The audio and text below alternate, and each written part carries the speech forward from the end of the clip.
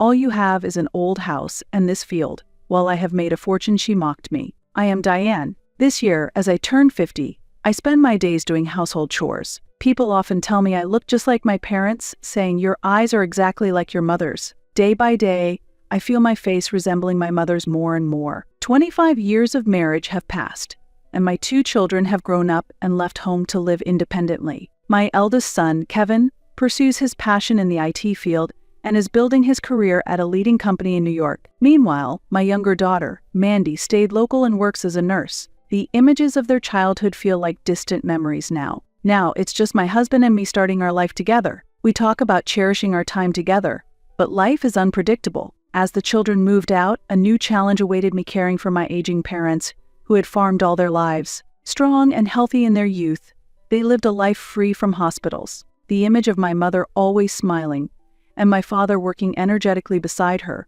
are vivid in my memories. Yet, no one can fight the passage of time, and gradually they lost their strength with age. Eventually, they had no choice but to retire. I didn't want to quit, yet my father said with a slight smile. His words tightened a knot in my chest. "It's a pity I can't make vegetables for you anymore," my mother murmured. At that moment, tears naturally streamed down my face. "There's no one to take over," my father said disappointedly. Hearing this, my heart swirled with various emotions, a mixture of anger at my indifferent older sister and guilt towards my parents. My sister, 2 years my senior, had always been a significant influence on me. From her youth, she led a flashy lifestyle, acting thoughtlessly and without responsibility. Each time I witnessed her way of living, I felt irritated and was disappointed internally, unable to accept her actions. During her high school years, she barely attended and eventually quit on her own accord. Despite our parents' serious discussions, she never listened. As a result, she left home, lived day to day without a stable life, wandering aimlessly.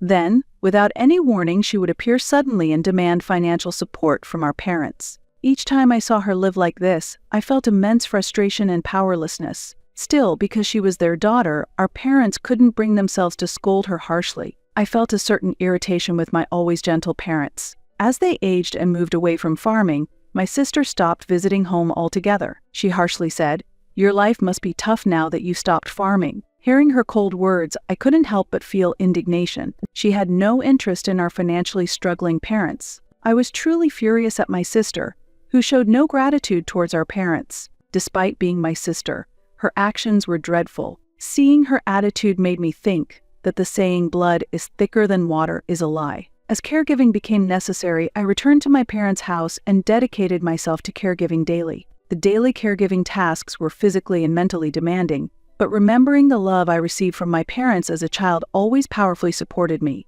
"I'm sorry for being a burden, Diane," my parents would apologize. All I could manage was to smile back at them. Every time I saw their faces, my chest filled with pain. "This is my way of repaying you.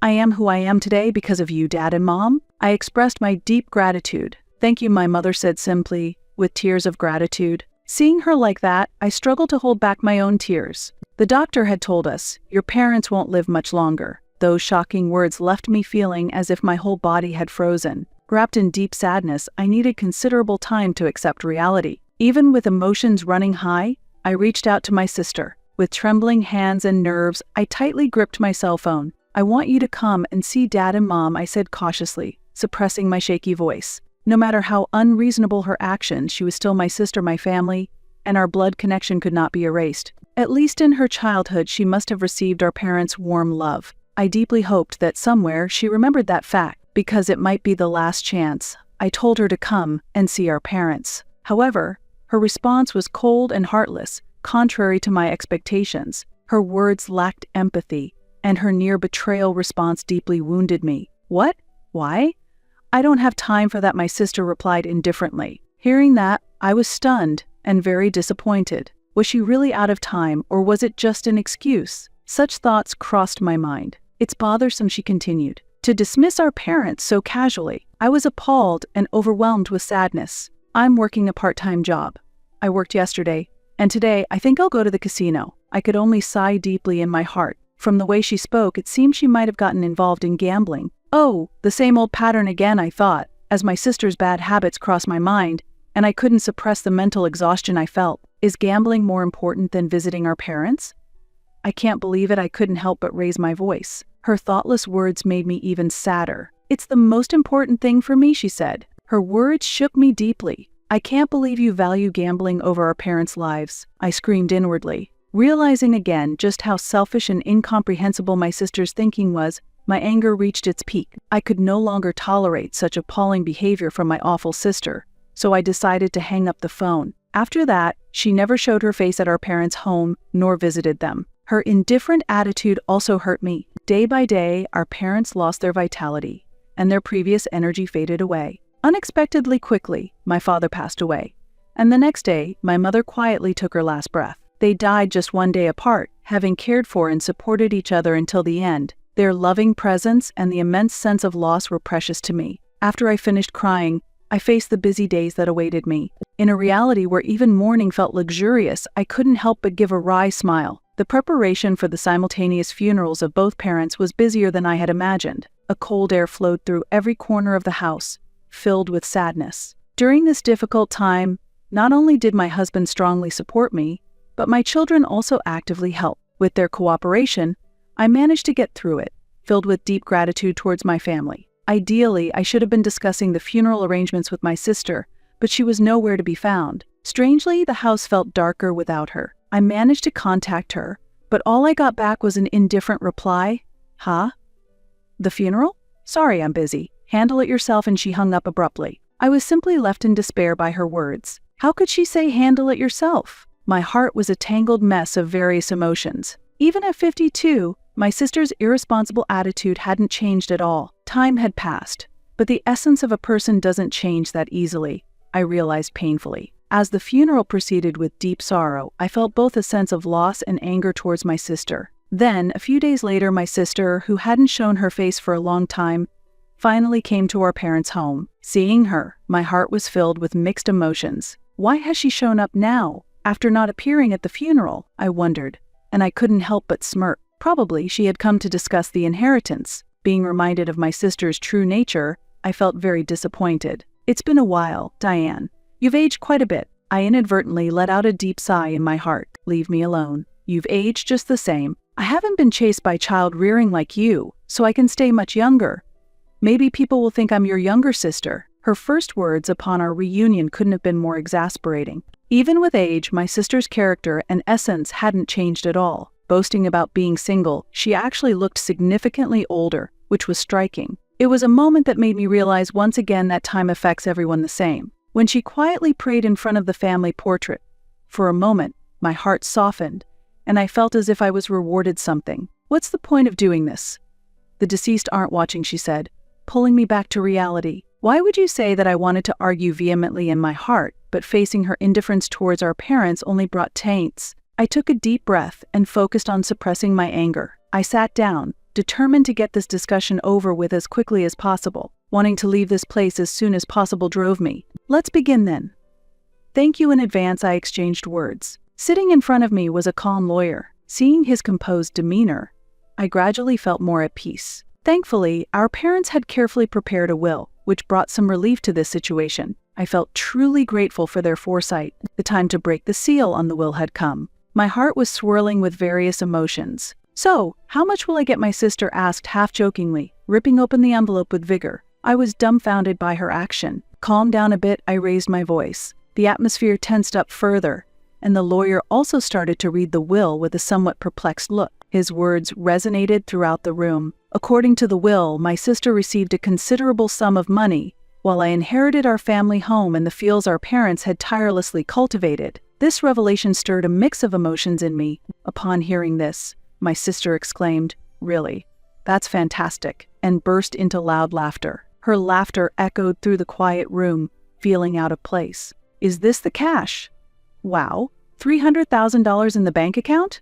That's amazing. They earned more than I thought," my sister exclaimed in surprise. As she stared at the bank book, the greedy gleam in her eyes gave me goosebumps. Indeed, the amount was substantial. Thinking about how our parents had built up such wealth through hard work filled me with pain. For my sister, who led an irregular life and never held a stable job, this sum was like a gift from heaven. Watching her exuberant reaction, I grew anxious. I, too, was surprised that our parents had left behind such a sum. Knowing their frugal lifestyle, it was a shock. They had poured their lives into farming, showing little interest in other pleasures. So thinking about their dedicated, simple lives filled me with mixed feelings. The contrast between their modest living and the fruit of their labor left me with deep, complex emotions. "And what about Diane?" my sister asked, still laughing incessantly, gauging my reaction. There wasn't a trace of her former self in her face, and the slyness behind her smile was apparent. Despite knowing the contents of the will, she casually said to me, "So, the house and the field are Diane's share."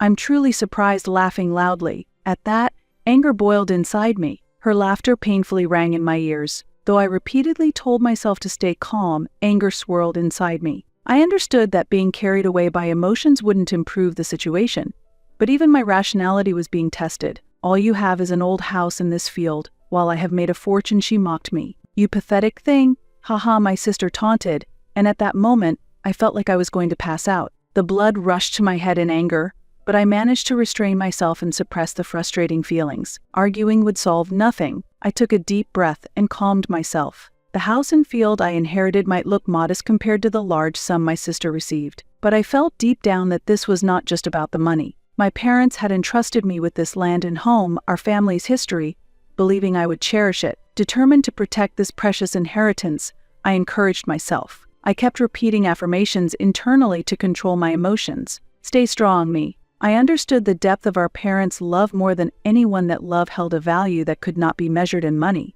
And I truly inherited that. Well, it's true that the eldest daughter gets special treatment.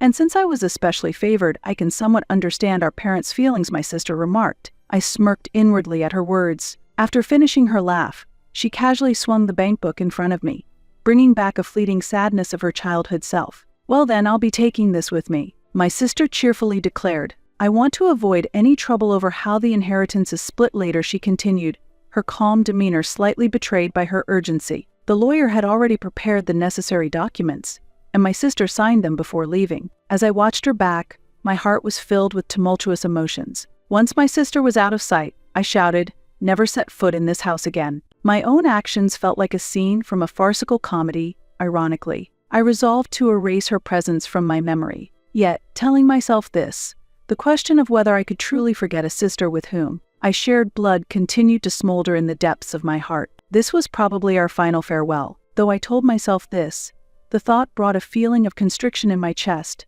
a sense of loneliness. Still, I reassured myself that cutting off such a toxic relationship was for the best. Agriculture? Ha! Standing before the land inherited from our parents, there were moments when I felt at a loss about how to proceed. Maybe I'll just expand the vegetable garden a bit, I thought, encouraging myself while considering what I could do. This field was not just any field, it was a precious legacy filled with my parents' years of effort and love. I began to feel that there was meaning in cultivating something and making use of its value. When I shared these thoughts with my husband, he immediately agreed. Filled with gratitude for him again, I felt supported when he said, "This is the field your parents cherished.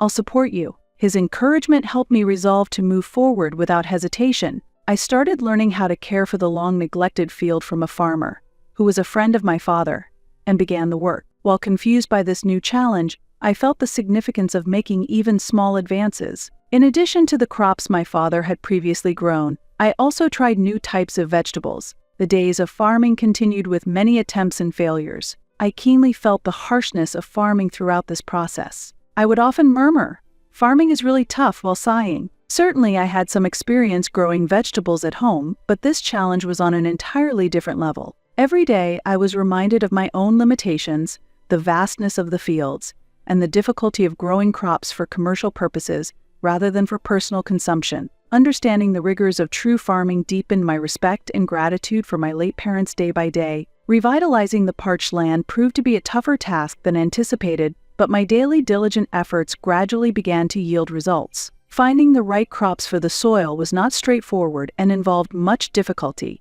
After numerous failures, I finally identified crops that suited the conditions. I stayed vigilant through the seasonal changes and fought against insects and birds. Battling with nature was nearly heartbreaking at times. It wasn't just about growing crops, I constantly had to think of ways to protect them and find appropriate solutions to unexpected problems. Despite many setbacks and failures, I persisted tirelessly. When my luxurious living sister condescendingly remarked over the phone, "You're doing well," I, being rich, could never do that, and insulted me.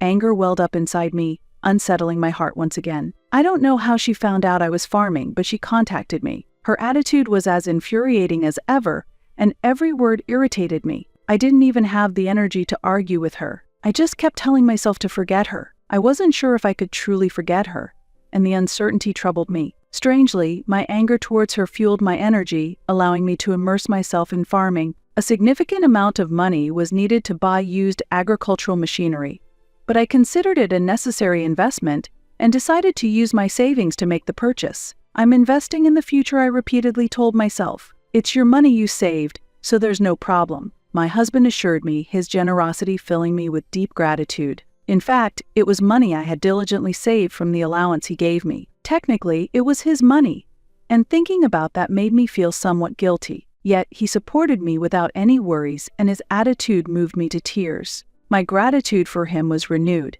and I found myself drawn to him all over again. I really chose a good person, I quietly murmured to myself. The children also actively researched agriculture on the internet and shared their knowledge with me. I was truly grateful for my family's actions. The local farmers, whom my father had known for years, were also incredibly kind and spared no effort in helping me. Supported by the warm help of these people around me, I felt heartfelt gratitude every day. If it weren't for my irritating sister, I could fully dedicate myself to farming. I resolved to erase her from my consciousness and took a firm step forward in my new endeavor. What began as a mere hobby in agriculture had, before I realized it, become a major part of my life, and I seriously delved into it. As time passed, I truly felt I am indeed my parents' daughter, and explored this path deeply. I felt a slight pride and satisfaction in this realization. And finally, I accomplished it. Long-term efforts bore fruit, and a surge of emotion welled up inside me. I was moved and overwhelmed by the first harvest from this field. The sensation made my eyes warm with emotion.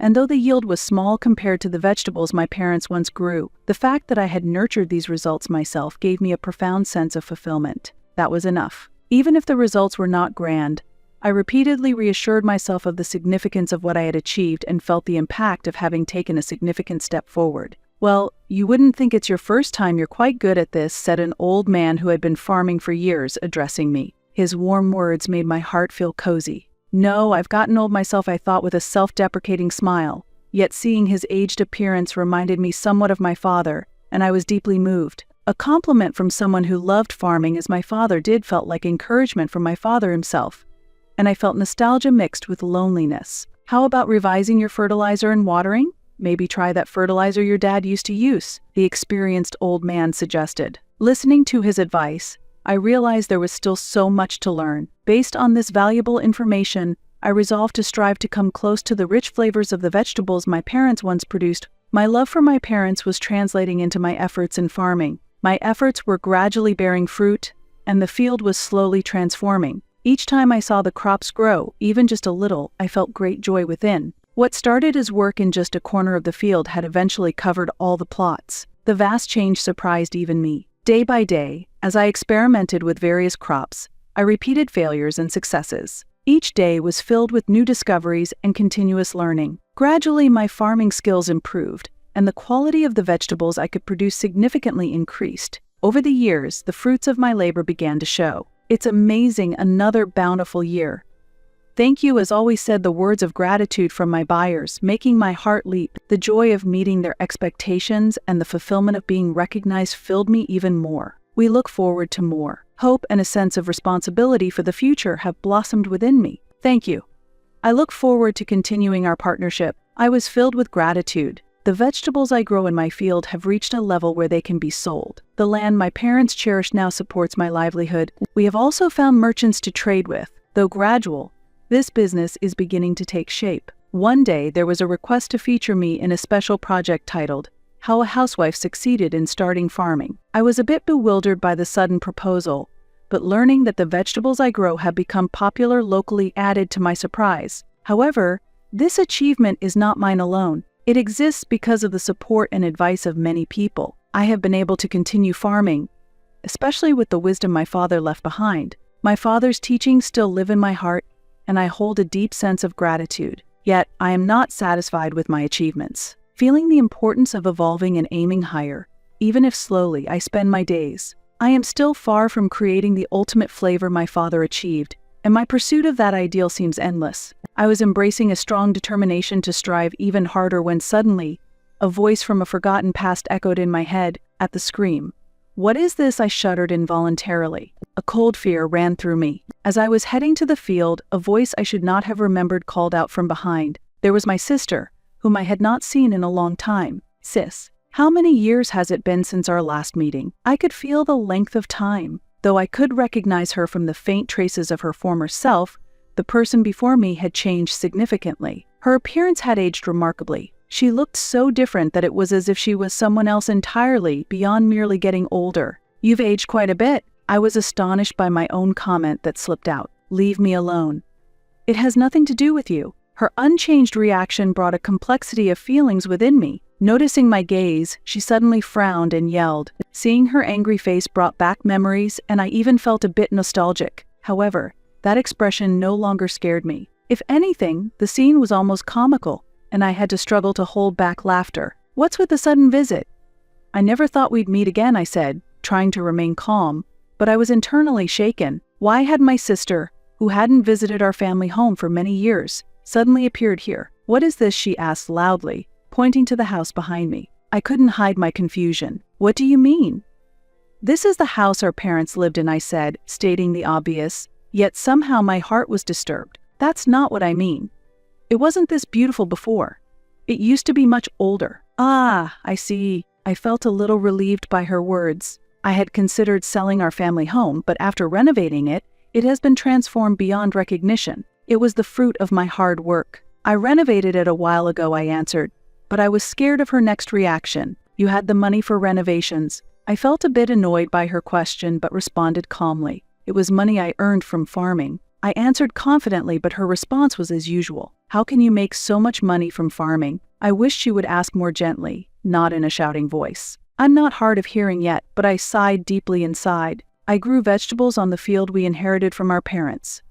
They were well received in the market, and it has become a viable business, I explained. Still, her reaction was chilly, and it felt like she couldn't quite grasp it. "What do you mean?" Her response forced me to sigh deeply again. Despite my years of hard work finally beginning to pay off, she seemed unable to comprehend the difficulty of my efforts. When my sister arrived, I had a bad feeling that something unpleasant might happen, and that premonition was perfectly accurate. She said something shocking. "So that's it.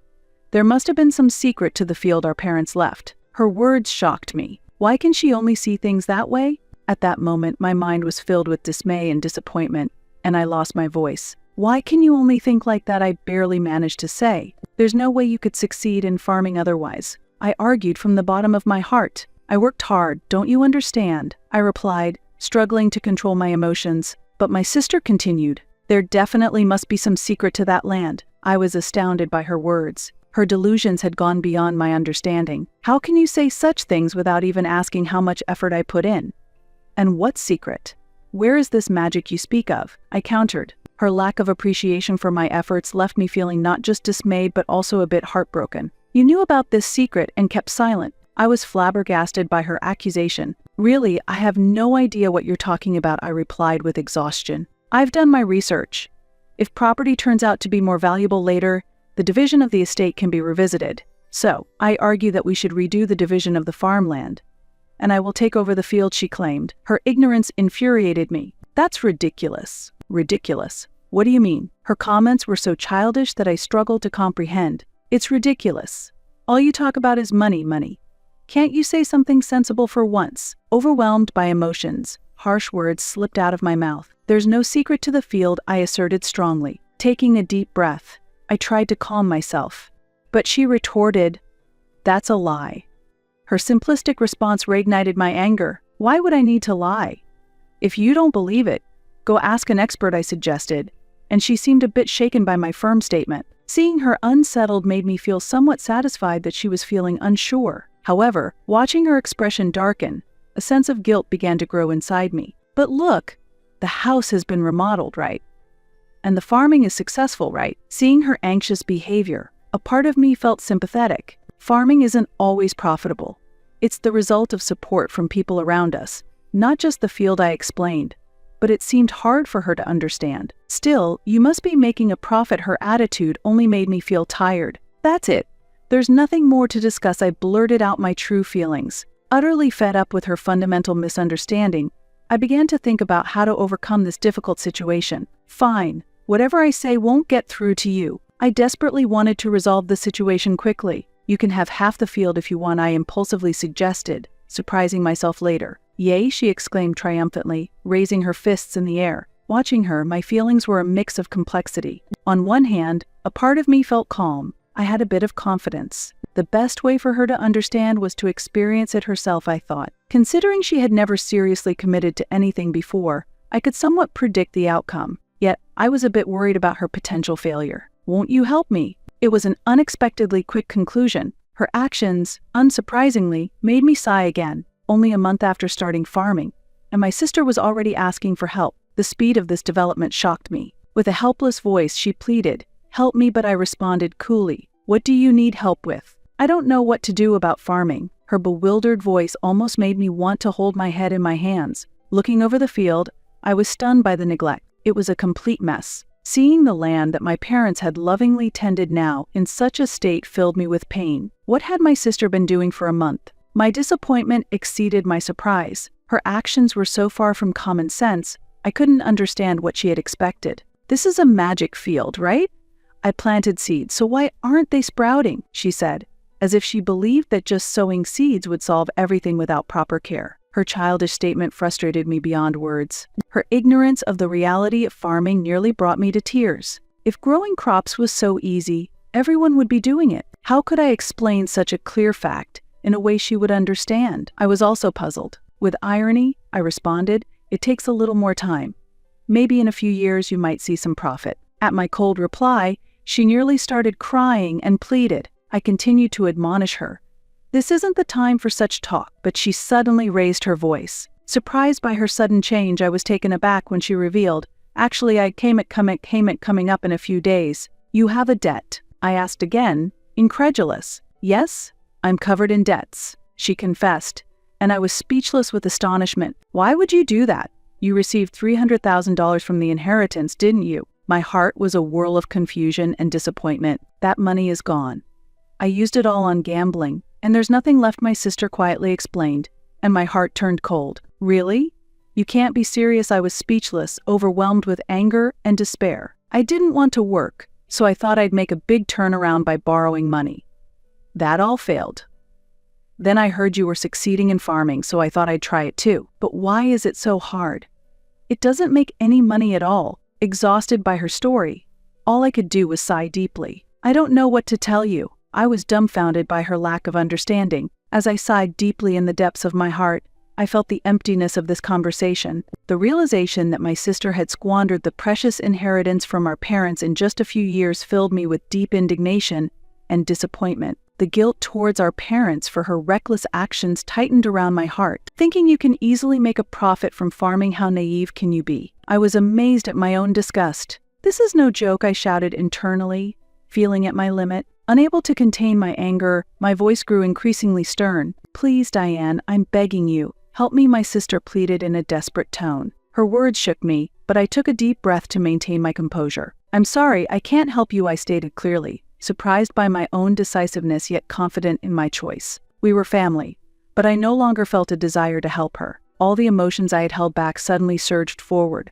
If my sister had shown any willingness to resolve things herself, perhaps I would have reacted differently. I might have considered it more if I had any hope that she would, but ultimately she always sought help from others and never tried to stand on her own. I felt a profound disappointment with this reality. Seeing no initiative from her to change, I realized I could no longer have any expectations. Her consistently self-centered behavior deepened my despair. "Please, can you lend me just a little money?" she implored desperately. As I decided to walk away from the field, leaving my sister behind, my heart was a turmoil of emotions. I did not want to know what would become of her after this. I wanted nothing more to do with her. Still, when I heard rumors that she was being chased by debt collectors, part of me felt a slight pain. But without further details, I ultimately had to accept that her life was her own. Resolving to step back from my sister's life, I took over the field again. As I shouldered all the responsibilities, farming on this land smoothly unfolded, and I was ready to take new steps. I vowed to carve a new future in the field my parents had left behind. While massaging my shoulders during a break, My husband came over and massaged them for me. His kindness on his days off, helping with the farming, warmed my heart. I remembered his words from a while back, "It would be nice to farm together after I retire." Those words resonated, and tears naturally welled up. I was filled with gratitude. A new chapter of life with my husband was about to begin. Our children were also starting to take an interest in farming, and they might join us. I felt the family bonds deepening day by day. This house and field are a treasure filled with my parents' love. I hope they are pleased, knowing I am continuing to protect what they cherished. Looking up at the sky, I could see my parents' smiling faces. "Mom, Dad, I'll take good care of this field. Watch me. I'll grow vegetables as delicious as those you made." I quit my job. When my beloved father passed away, my husband suddenly quit his job. My father-in-law also declared with a smile, "I quit my job too." When I learned about their resignation, my heart sank. Why had I been dedicating myself to these people all this time? The path I chose, after understanding everything, was the only one. "I will get a divorce and move to a different place," I declared. This statement faced fierce opposition from my in-laws. However, I had another plan in mind. When I uttered words like magic, they agreed to the divorce.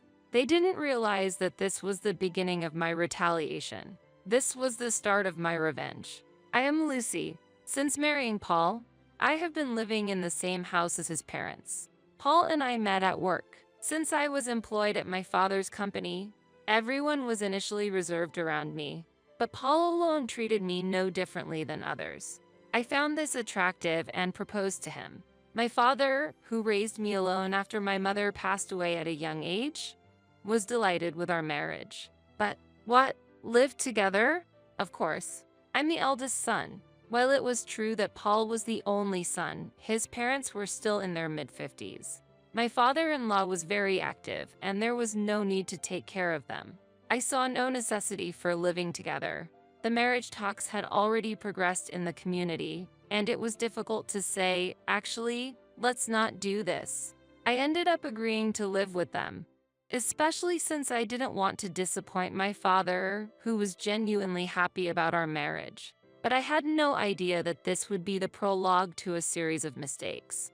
Once we started living together, I found out that my in-laws had very conservative values, especially regarding the role of a wife, which seemed very low to them. A wife's job is to serve her husband and his parents.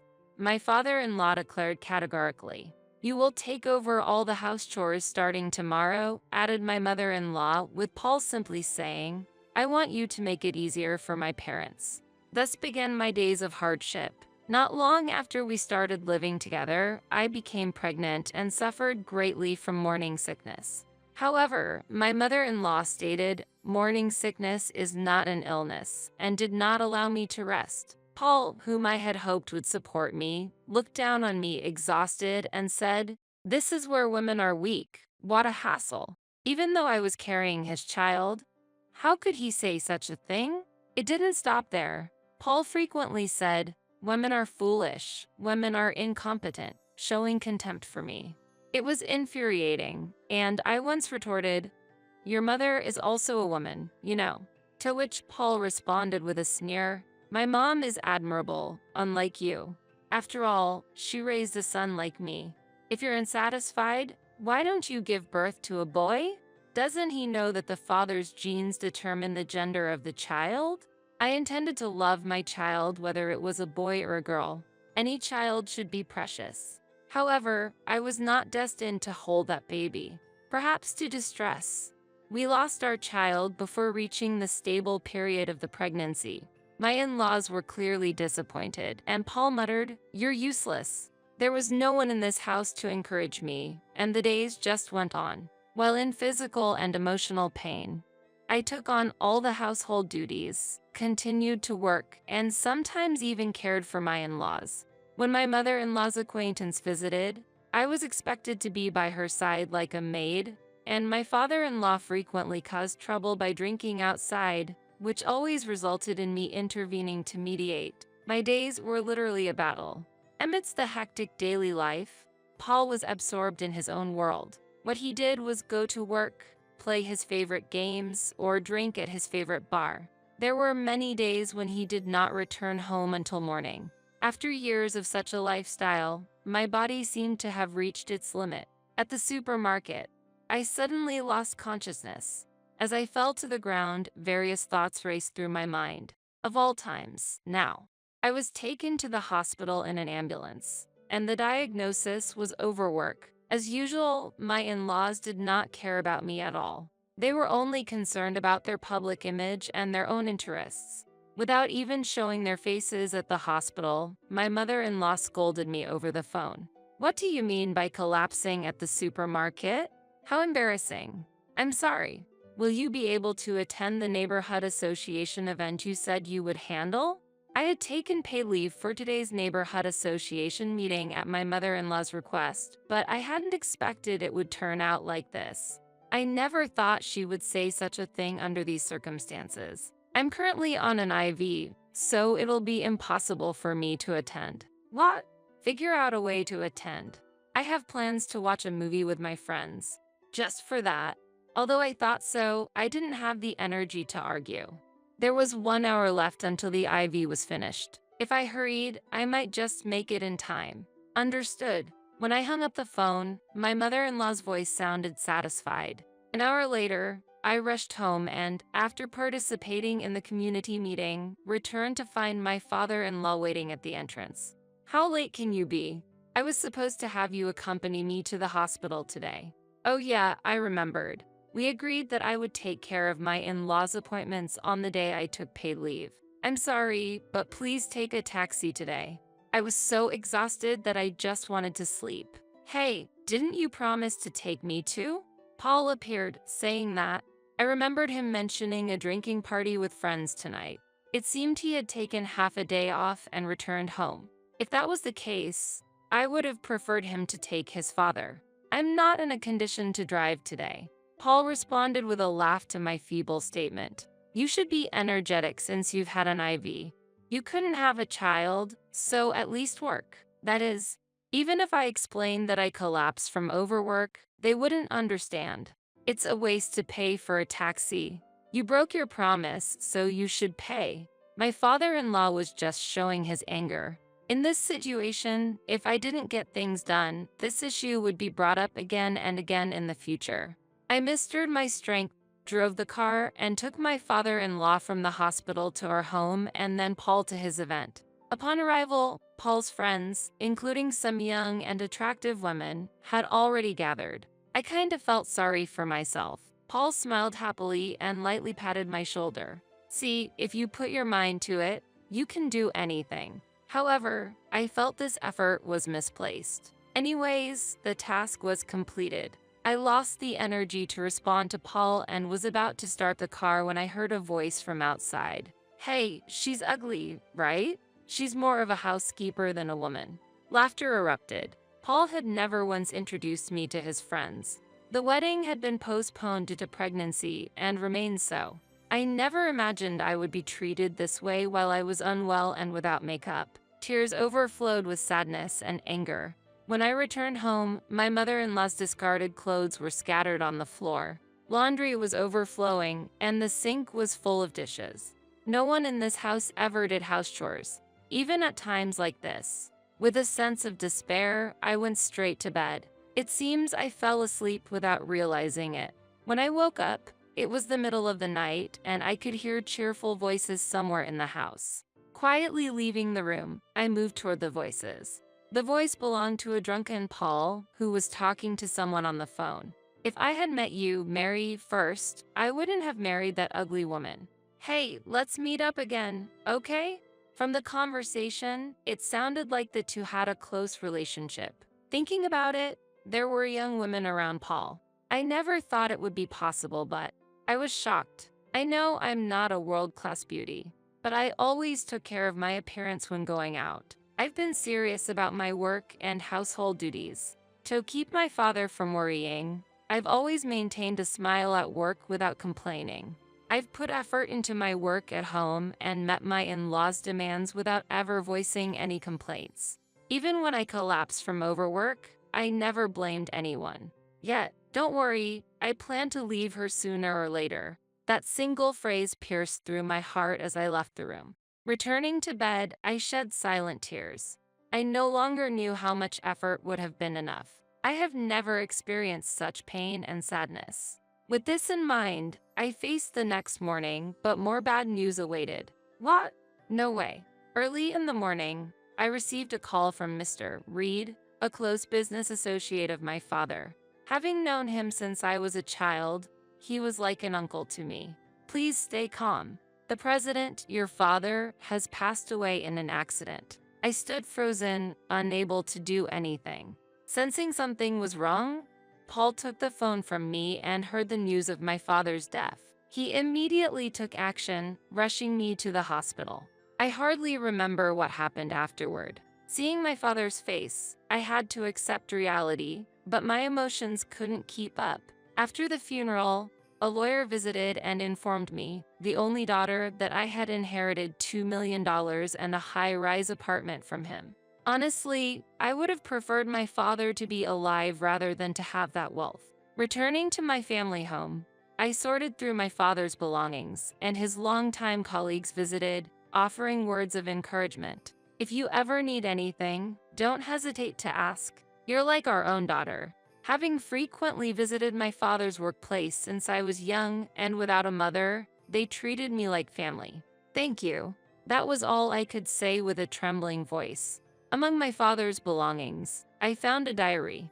Most of the pages were blank, reflecting my busy father's character, with only brief notes written down. However, there was one date detailed in the diary.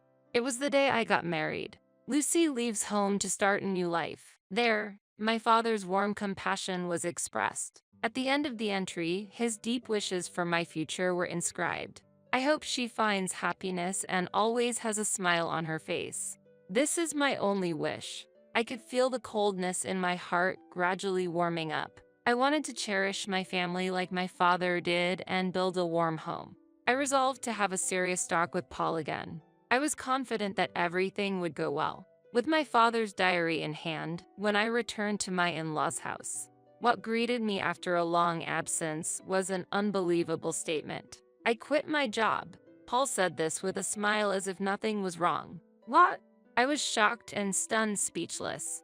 My father-in-law also declared with a smile, I quit my job too. Why would you do such a thing?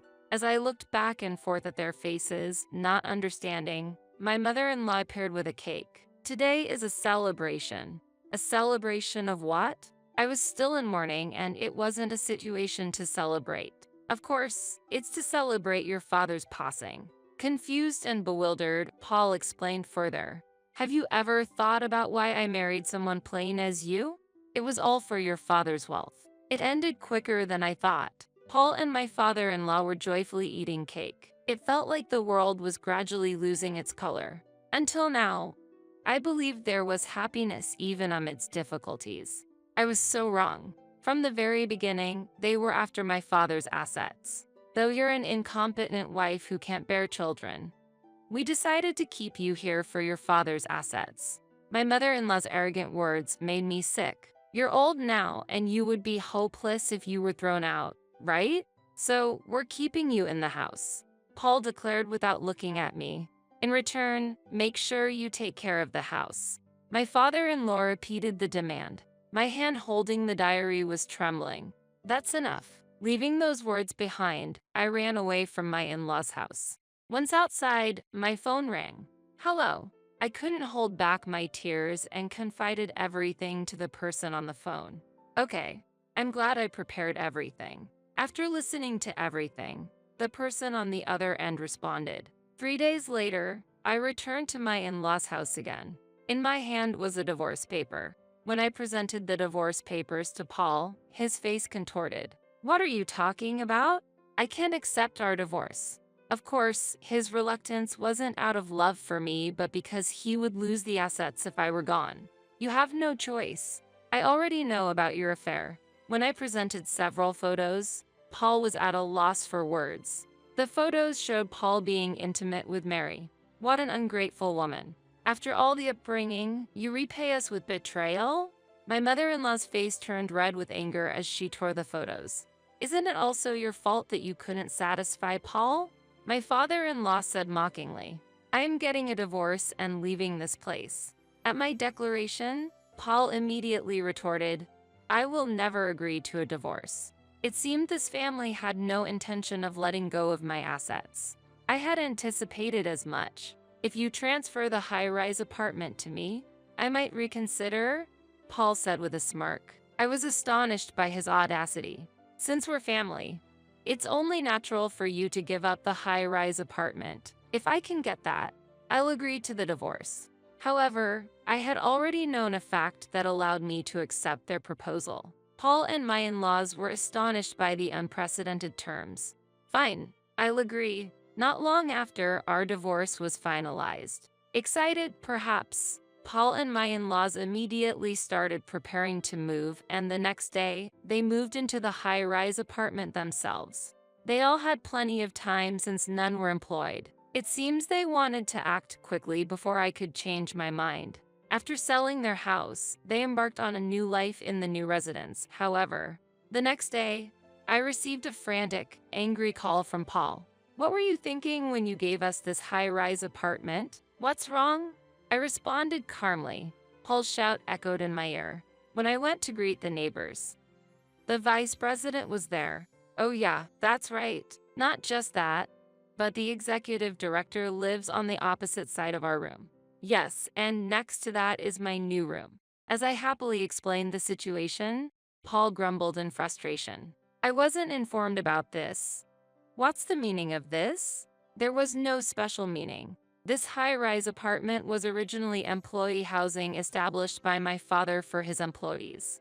It was offered to employees at a low cost, and those who could afford it later moved to other residences. Paul, having lived in his in-laws' house, was unaware of the high-rise apartment's true purpose. My parents are receiving unfriendly stares, and my dad was glared at. "Everyone knows what you all did to me. It's not a big deal."